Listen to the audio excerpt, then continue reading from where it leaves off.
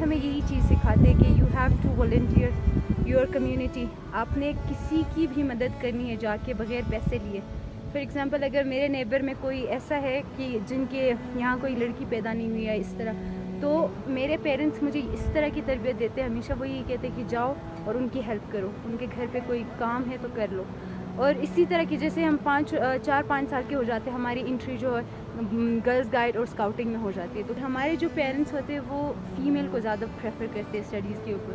اگر میرے گھر میں اسپیشلی یہ کنڈیشن ہے کہ میرے ابو نے میرے بھائیوں کے اوپر مجھے پریفر کیا. جب ان کے پاس آپشن تھا کہ میرے بھائیوں کو یونیورسٹی بھیجتے یا مجھے, تو پھر انہوں نے پہلے کہا کہ آپ جاؤ اور آپ 2-3 سال رہو, پھر آپ کے بھائی جائیں گے. گرین ہاؤس ہے ہمارے گاؤں میں, وہاں فیمیل جا کے پودے وغیرہ اگاتی ہے, پھر اپنے لیے بھی, اور پھر جو ایکسٹرا ان کے لیے بچ جاتا ہے وہ جا کے پھر وہ مارکیٹ میں سیل کرتی ہے.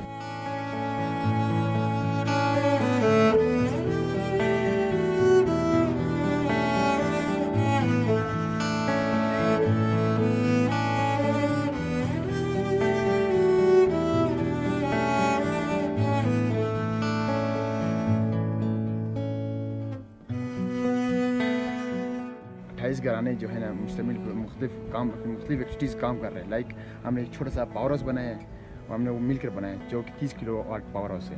اس 30 کلو واٹ کی پاور ہاؤس کو جو پانی ہے ہم نے اس کو یوٹیلائز کر کے ہم نے ٹراؤٹ فش بنایا ہے.